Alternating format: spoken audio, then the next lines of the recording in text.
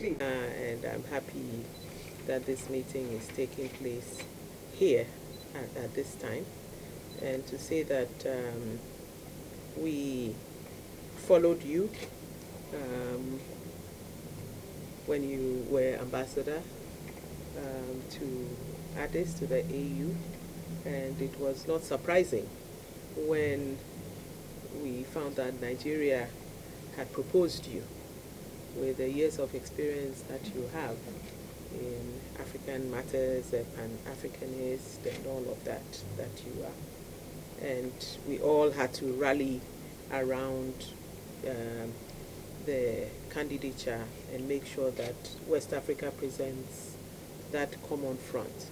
For us, it was important, even though other countries wanted other positions. It was important because of where we are now as as the ECOWAS region, with all the attendant issues of peace, which is beginning to evade us, the security issues in the Sahel, maritime security issues, and all of that.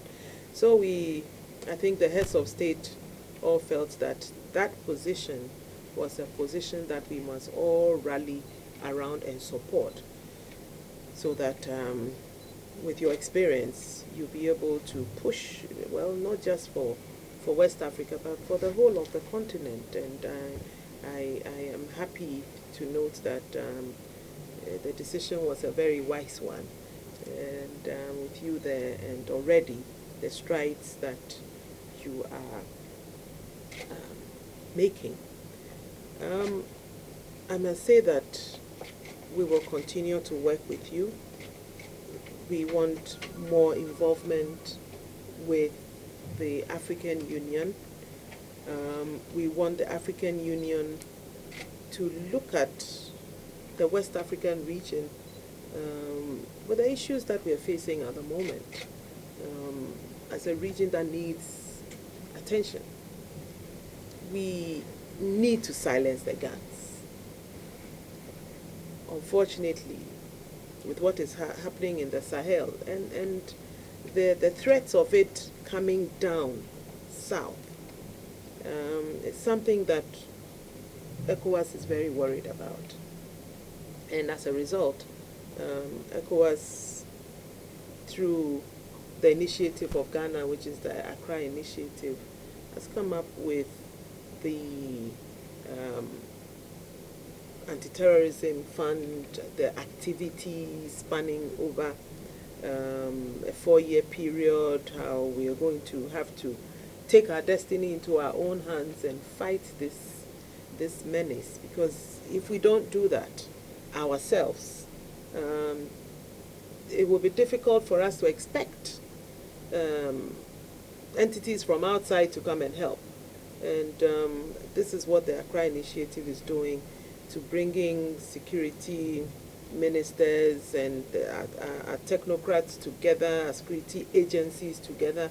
We're sharing information, we're sharing intelligence, we're making sure that we ourselves take steps to deal with all these terrorist attacks that are happening all around us, Niger, Nigeria, Burkina Faso, and so on. And of course, these days, the last few months, we've seen attacks in parts of Benin and Côte d'Ivoire, and it's getting quite worrying, because it's quite clear that they have the southern part as their focus, and they're working slowly towards getting to the coastal states. And so ECOWAS is very much seized with this, with the issues of maritime security as well. The Gulf of Guinea, it's been tagged as the very dangerous waters. And yes, we're getting frigates from outside the continent to come and help us in the international waters, but on our own, we also have to do a lot of work. And I'm sure that you are seized with that. Cybersecurity matters as well. It's become something that um, has taken on an urgent need for us to deal with, because everything now it has to be done. We're doing all our digitalization as nations in all our processes, and we need to pay a lot of attention to cybersecurity as well, to protect ourselves, protect data and all of that. So there's a lot of at stake, and we're hoping that this meeting that you're having at the moment and others that you're planning will go a long way to help us. Mali, Guinea, ECOWAS is being very strict with its reaction and response to those who decide that something is not going well in a country, and they take the law into their own hands and take out governments that have been constitutionally put in place.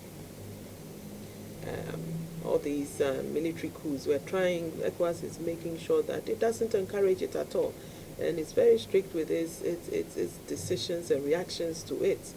And that is what is happening in Mali, Guinea, and we're hoping that the African Union will follow the lead of ECOWAS. Thank you very much, Honorable Minister. And let me first of all appreciate the leadership of the Republic of Ghana in our ECOWAS region, and the very, very wonderful, legendary reception that my team and I have been blessed with, and knowing fully well that this is the hallmark of Ghanaian support and hospitality. I think it has been wonderful. In the last 3 days, we've engaged with all the stakeholders, both in the civil society and at government level. We met your counterpart, the Minister of National Security, and we'll be pleased to be engaging others along the way, including the Council of Foreign Relations. It has been very, very enlightening for us in the African Union. I want to assure you that the African Union stands ready to continue to engage with the government and people of Ghana to address the political, peace and security challenges on our continent. And your leadership of ECOWAS at this time has been very, very strategic and impactful, knowing fully well that our continent must remain on the course of democracy. Our mandate is in the African Union, given to us by member states under the leadership of our African heads of state, that we will continue to have zero tolerance for unconstitutional changes of government. I want to use this opportunity to personally convey to His Excellency President Nana Addo for what he has been doing personally for the situation in Guinea and for Mali. I was privileged to attend briefly the ECOWAS summit in Abuja last Sunday, and I could see his determination, his commitment, his resourcefulness to make things happen for our continent based on the mandate that our leaders have already given, and the direction for a peaceful Africa, an Africa of good governance that is democratic, and of course that is also progressive in its development. And it can only happen when we have the home of united Africa, which is Ghana, knowing fully well the role that your leaders from post-independence, Kwame Nkrumah, played in the African Union. And I feel personally as a Nigerian to be home. And I think I've also had the best of the Ghanaian cuisine. I will not decide which one. But I've enjoyed every bit of Ghana so far. And I want to assure you, Honorable Minister, that we are ready to continue to work with you, work with Ghana in the Peace and Security Council. And now, with all our congratulations, with all our heart, your leadership, we expect for Africa in the United Nations Security Council. Let me use this opportunity again to congratulate you, commend Ghana for showing that leadership that is centered on our principles, our shared values of greater and more prosperous Africa. When will this be over?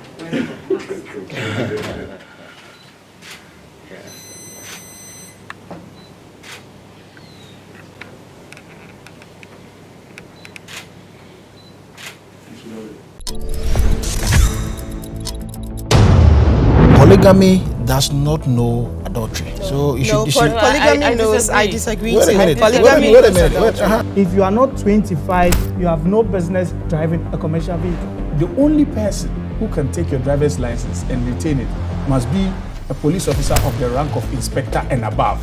Using office hours to engage in social media is a ground for you to be what? Dismissed. When you are raped, you can justifiably walk into any government hospital or a licensed medical facility for an abortion. A will takes effect only after the person is dead. Pure cocaine is not addictive. What is addictive is when it's adulterated. Join the Law Express panel this and every week as we delve into all these relevant topics. Law Express, Mondays at 7:15 p.m. and a repeat on Thursdays at 5:45 p.m.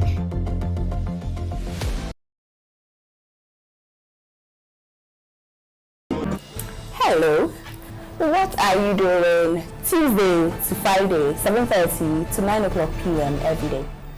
You should be watching The Couch. I'll tell you why. On Tuesdays, we talk social issues, lifestyle health, all those everyday issues that affect us in the big ways. Late Wednesdays are for book reviews. Thursdays are for the hard talk, those socio-economic, policy-oriented, political questions that demand for the tough questions to be asked. And personality profiling Fridays, when we get to know the stories behind the winning personalities we love. Inspirational story from inspirational personalities. Hey, listen, you really cannot miss The Couch with me, Amma, but still the only TV show with a hat.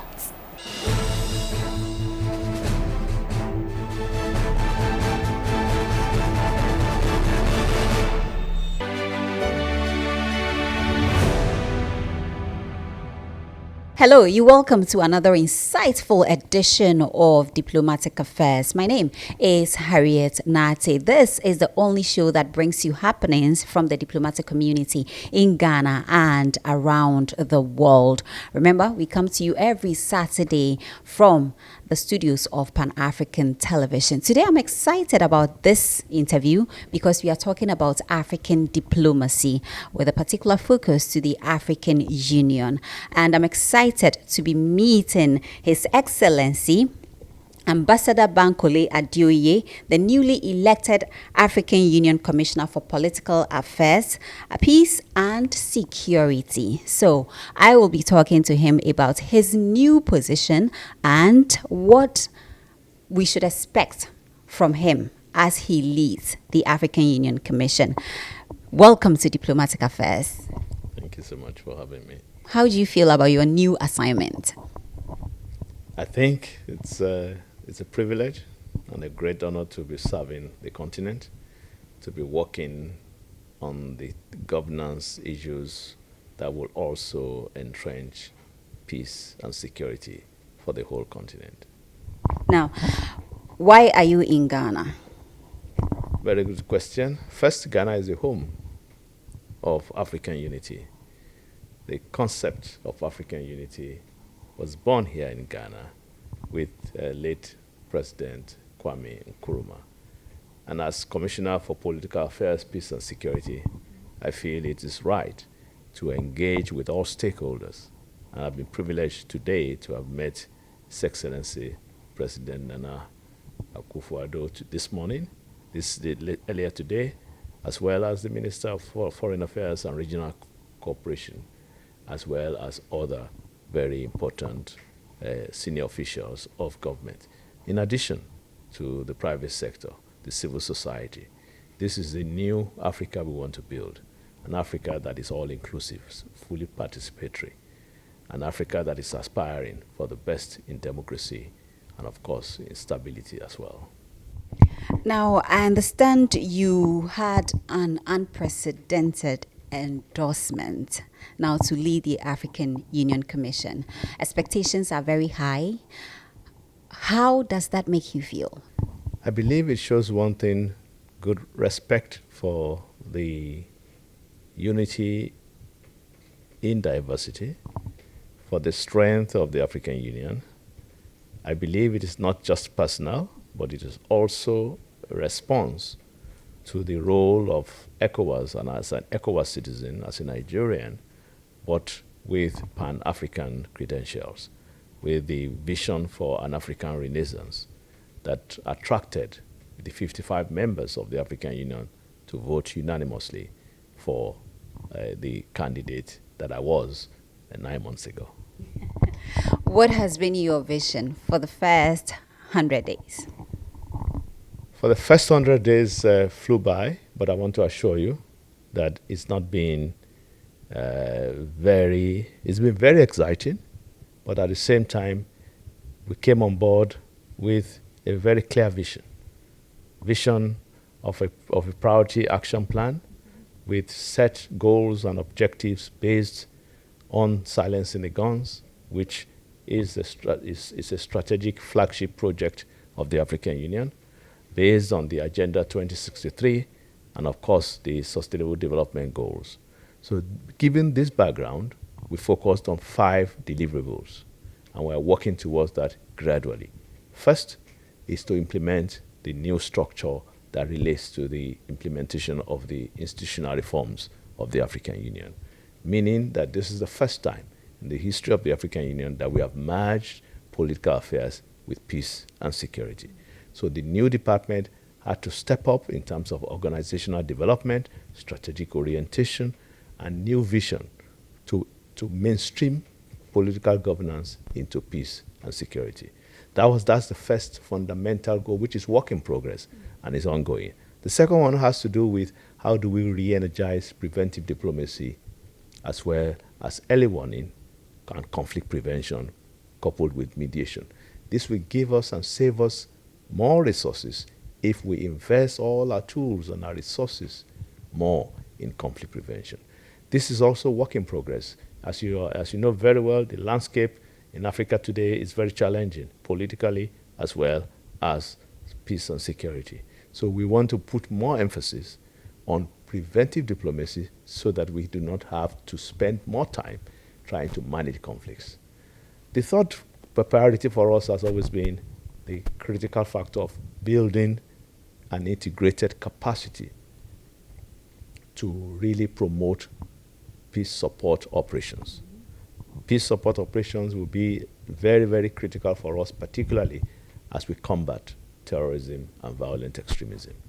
The fourth priority is building smart partnerships that is inclusive and that works, that learns and respects the principles that the African Union leaders have put together: mutual accountability, equality, fairness, and of course the common agenda that we want to see in a better world.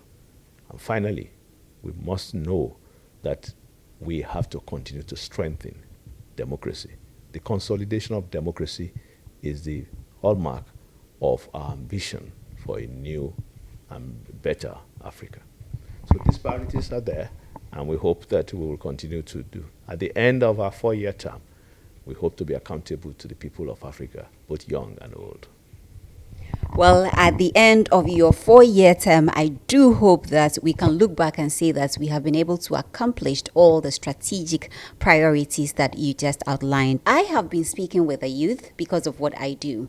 What I gather or what I gauge is that it looks like people or the African citizen, they have lost hope when it comes to the operations of the African Union or the mandate of the African Union. What do you have to, how do we restore hope? Our vision is the Africa we want. The vision of our leaders is the Africa that is different. It's the Africa that has 7 aspirations.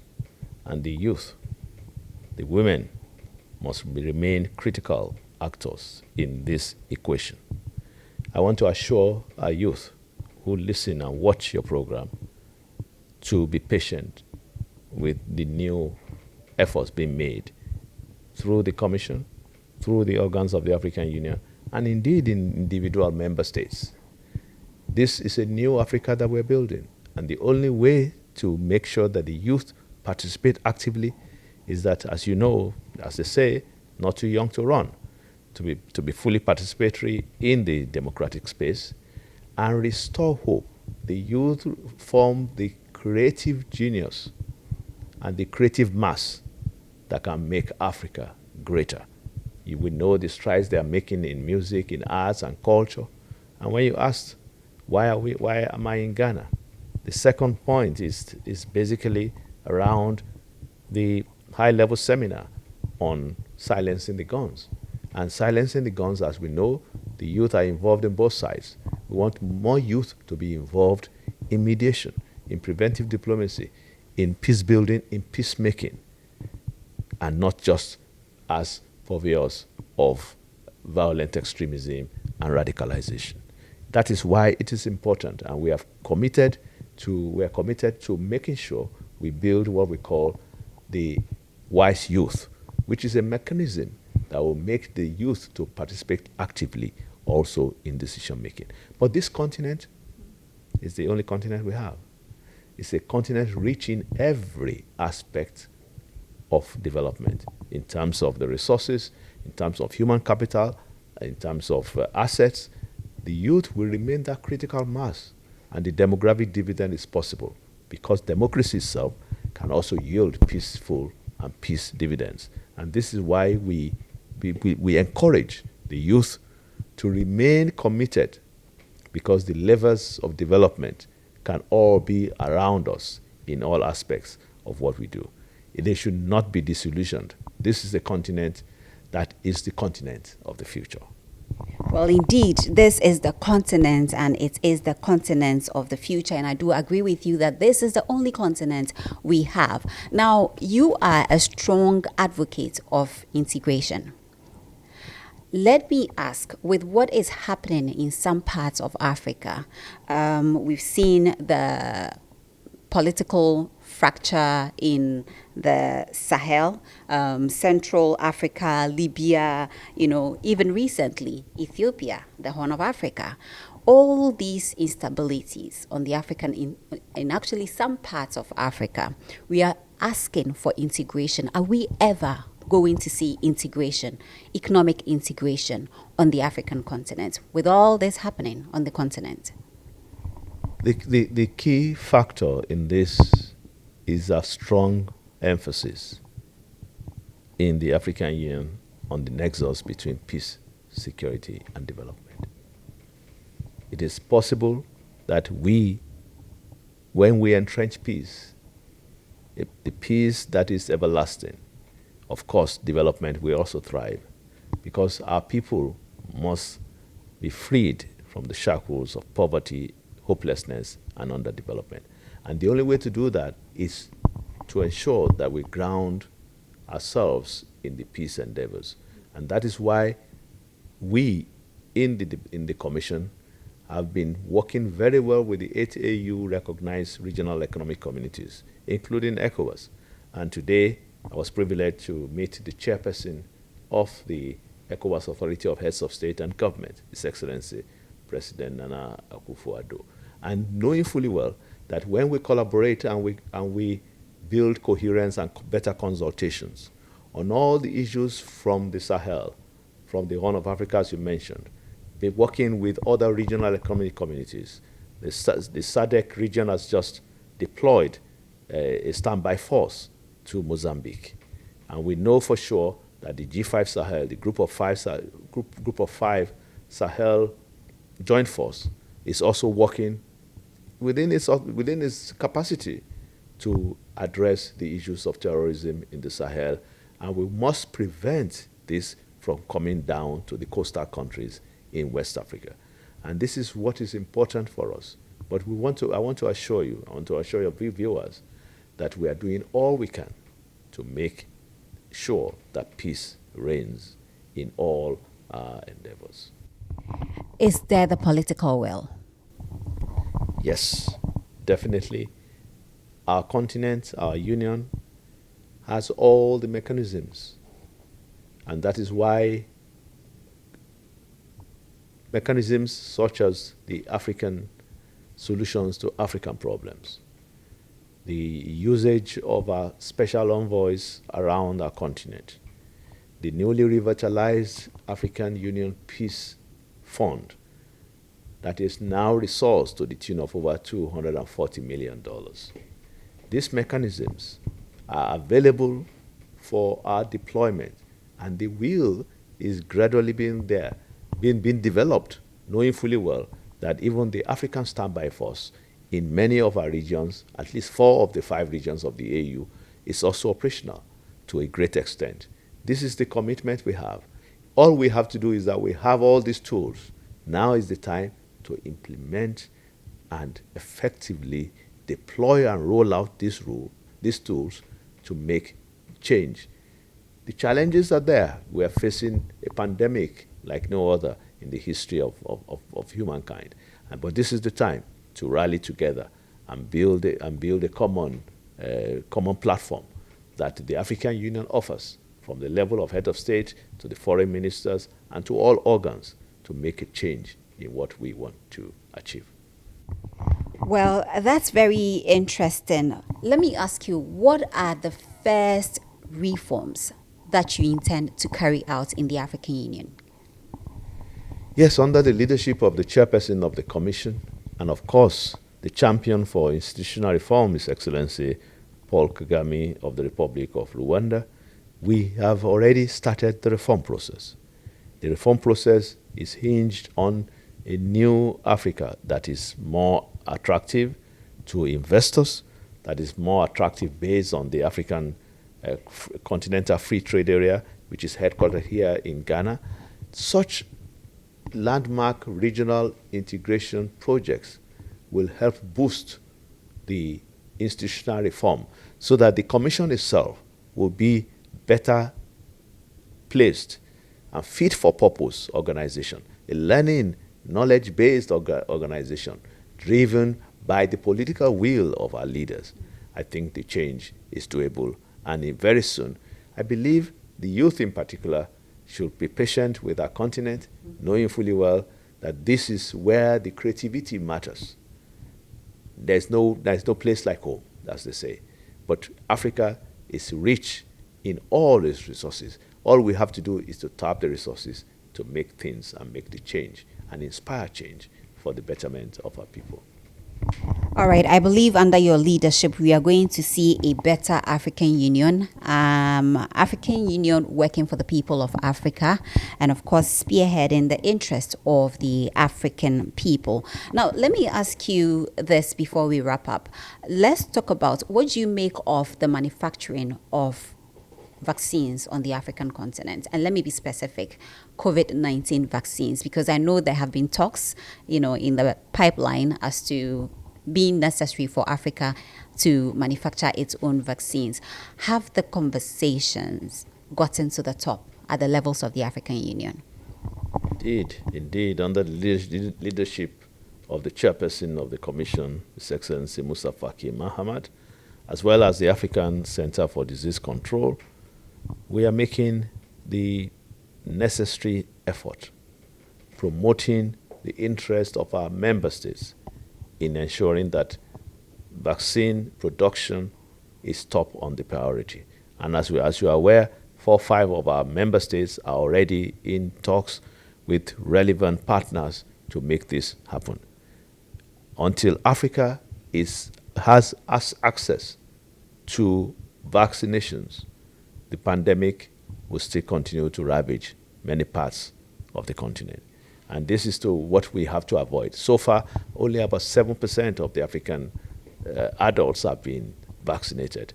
This is one of the least in the world. And that is why we have been, through the chairperson of the Commission, speaking loudly. African voice must be heard, because manufacturing of vaccines is one way to address this pandemic and future pandemics as may may become the way of mankind. Your Excellency, your last words. I would have wished we talked about the African Continental Free Trade Area. Of course, there cannot be a free trade without peace. This is a game changer. This is a landmark policy framework that will bring intra-African trade to the people. This is a mechanism that will promote greater African trade and boost our prosperity ambitions. It is going to be successful when peace happens. As we speak, many parts of the Sahel or Libya or the Central African Republic or the Lake Chad Basin area will not be able to be participant of this potential because peace is still not fully established. And that is why we are playing so much emphasis on the nexus that I mentioned: peace, security, and development. It is when we see the interrelated linkages and the emphasis on this interconnectedness that we can make a difference. And we are already working with all the players, the United Nations, the experts, and the Secretariat, to make sure that our goal is to have this continental free trade area, which is potentially the largest ever designed for a continent globally.